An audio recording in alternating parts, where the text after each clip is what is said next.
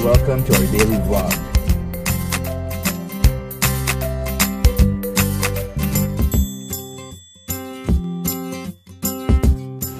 So guys, enjoy. Good morning! Punta kami ngayon ng ano yan? Saan yun? Miriam College? Yung friend mo imimit natin. Oo, may imimit ka. Ay, here ko. May imimit kasi akong friend ko doon later. And about nga dun sa business for next year. And nagpadala pala yung tita ni Hans ng letter from Canada. Dito, that's my dad's brother. He's from, of course, British Columbia.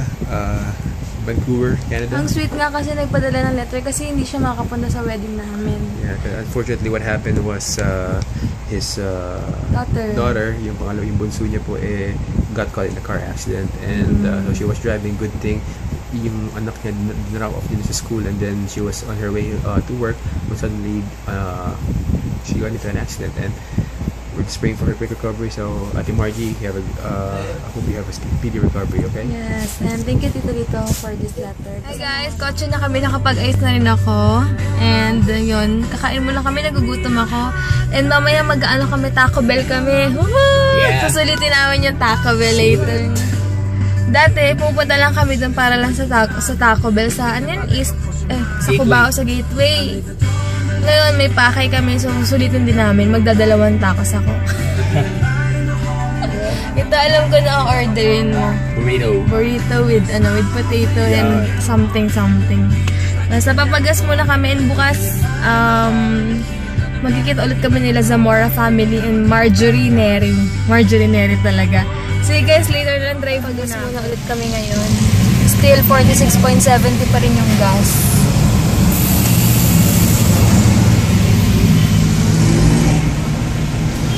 Para hanggang bukas na hindi na kami magpapagas or hanggang Saturday or Sunday. Pas muna kami ng papatikim daw sa kanto ni Hines. 28 pesos. Ano to? Chili con carne yan. Sana lang may stock pa sila. Ito lang available nila. Wala daw yung gusto namin. York dressing tsaka pesto mayo. Easy. German. No, the cheese. Guys, napag-usapan namin mag-aalabang na lang kami instead na magmawa kami. Iikot pa kami, diba? Alabang na lang. Drive muna. Naka-park na kami. First time namin dito sa Star Mall. Alabang. Ang saya. Magbabas kami going to Mantrain bago sumakay ng MRT. Kaya kami sa nila, second floor nila. Bilihan ng mga cellphone. Dami rin pala dito. May DR King, ang laki. Natanong muna kami kung anong mga sasakyan namin. Ng TV, mura lang. Baka mas mura. Oo nga yun May may table pa. Kasi DR King pala tayo bumili, na? Oo, tuloy tayo. Marami rin palang mura dito, nagsasale din sila. Ito sa taas nila puro cellphone. Pero ito swimming pool Ha? Ko alam kung asan na kami. Basta bababa daw kami ng Ayala. Ito doon yung Philippine Airlines sa kaliwa. Ewan ko asan na kami.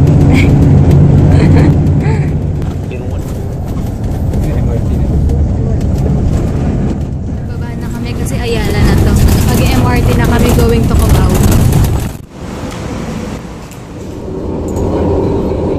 Ayan. Gateway LRT2. Ito na kami. Saan ba to? Sige, bibi ka muna. Punta na kaming Gateway. Ang lamig dito. From init, biglang lamig. Kaya tayo parang uulanin. Dito na kami. Mamadali na kami. Ko alam ko saan yung LRT sa baba. Grabe, pagmamadali na kami kasi 12:30 usapan namin Dulo pa daw kami. LRT2 pala yun. Sabi ko LRT1. Mamadali na kami. Lamig. Tapos okay lang. Dito lang kami sa Grabe yung pawis ko. Dito na kami sa LRT2. Dalawang stations lang. Katipunan. Grabe pawis ko. Station. Dito na kami. LRT2. Ang ganda. Mas maganda to sa LRT. Sa MR11. 36 na. Grabe, mas malinis dito talaga. Kakaiba dito. Nakaka-amaze. Amazing. LRT2. Medyo maluwag dito compare sa mga ilakad na kami papuntang Miriam. Kasabay namin sila. Parang relaxing lang. Parang ano, ang sarap mag ano. Oo, mag-cardio. Oo nga. Ito na kami. Super laki pala ng Ateneo. Grabe, super haba. Tapos ayan. Pero ito, on the way na kami sa Miriam College. Ang galing ng daanan nila, nakaka-relax. Nature ng peg. Ang layo pa pala namin. Doon pa kami daw sa kabilang, may tatawiran pa kami. Doon tayo ng tricycle. Yan yung flagpole nila.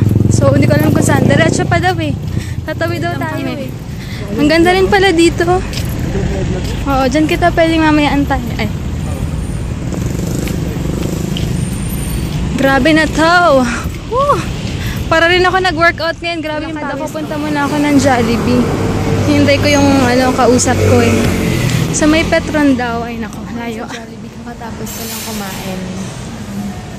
Bicycle kami going to LRT to 17 pesos. Pauwi na kami guys. Kami ngayon sa Gateway ulit. Tapos hanapin namin yung Taco Bell. Ito na kami ngayon sa Taco Bell. Huhu! Kakain lang kami saglit tapos uwi na kami.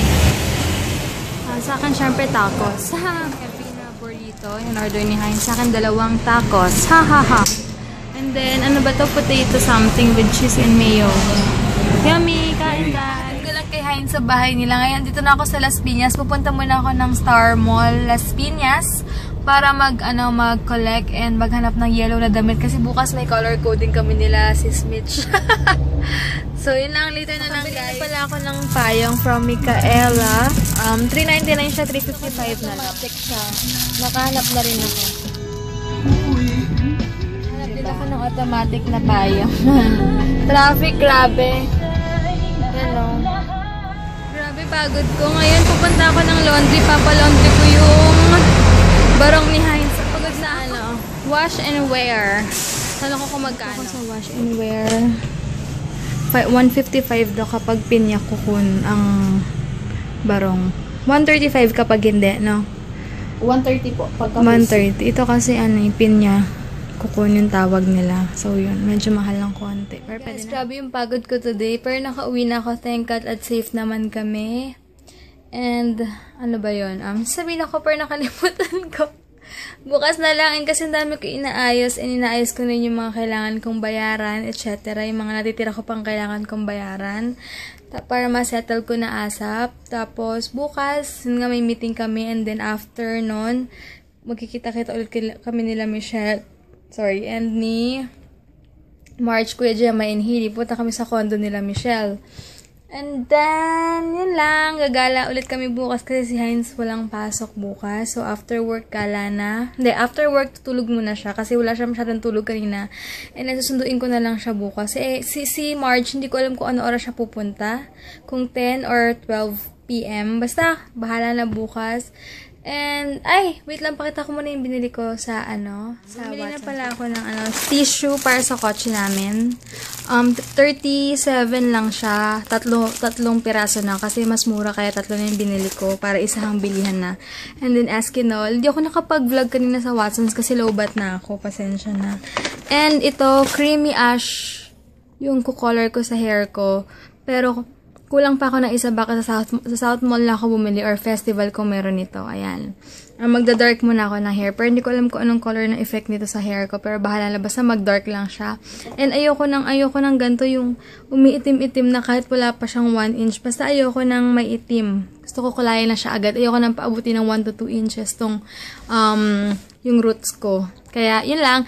And sana nag-enjoy kayo ngayon sa vlog ko. Kahit na hindi ko alam kung ilang minutes or what. Edit ko na and upload ko na para bukas okay na. So, bukas na lang guys. Itutur ko kayo sa gala namin bukas. Bye! Thank you for watching. God bless!